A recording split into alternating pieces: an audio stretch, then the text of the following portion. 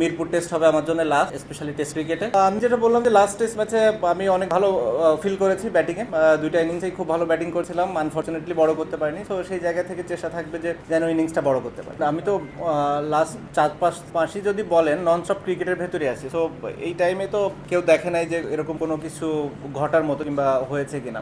শুধু এই ম্যাচটাই মনে হয়েছে, সেটা অনেকগুলো রিজন থাকতে পারে। একটা রিজন থাকতে পারে যে আমি এখানে লেট আসার কারণে ওরকম ভাবে ট্রেনিং করার সুযোগ পাইনি। দ্বিতীয় হতে পারে যেহেতু কাউন্টিতে আমি ওখানে অনেক ওভার বোলিং করেছি, এতদিন পরে এত বেশি ওভার বোলিং করার পরে মেবি বডি একটু টায়ার্ড ছিল, মেবি ফিঙ্গার একটু টায়ার্ড ছিল, স্ট্রেংথ একটু কমে গেছিল। তো অনেক কিছুই হতে পারে, মেবি রিদমটা যেভাবে দরকার ছিল ওভাবে ছিল না। এই রিজনগুলোই নর্মালি আমি ফিল করি যে ছিল। মেবি আমার হয়তো অত ভালো বোলিং না করার পেছনে। যে কোনো ক্রিকেটার যদি বা তার আশানুরূপ পারফরমেন্স না করে এরকম কথাগুলো উঠতেই পারে, এবং এটা খুবই স্বাভাবিক বলে আমি মনে করি। এটা অস্বাভাবিক কিছু না, মানুষ এটা ফিল করতেই পারে। আমি বিশ্বাস করি যে মানুষ বেশি কিছু হয়তো এক্সপেক্ট করে, এই কারণেই হয়তো এরকম চিন্তা করে। বাট যেটা আমি বললাম যে হ্যাঁ, যখন আপনি যে ধরনের একটা লেভেলে পারফরমেন্স করছেন এবং সাডেনলি ওটা থেকে যখন একটু নিচের দিকে আসে, স্বাভাবিকভাবেই মানুষ এটা নিয়ে তো একটু সন্দেহ করবে এবং এটা নিয়ে কোশ্চেন মার্কও তুলবে তারা। এখন পর্যন্ত আমি তো অ্যাভেলেবল, যেহেতু দেশের অনেক পরিস্থিতি আছে, স্বাভাবিকভাবেই সবকিছু হয়তো আমার উপরে না। স্বাভাবিকভাবে ওই জিনিসগুলো আমি বিসিবির সাথে ডিসকাস করেছি, যে তাদেরকে বলা হয়েছে স্বাভাবিকভাবেই যে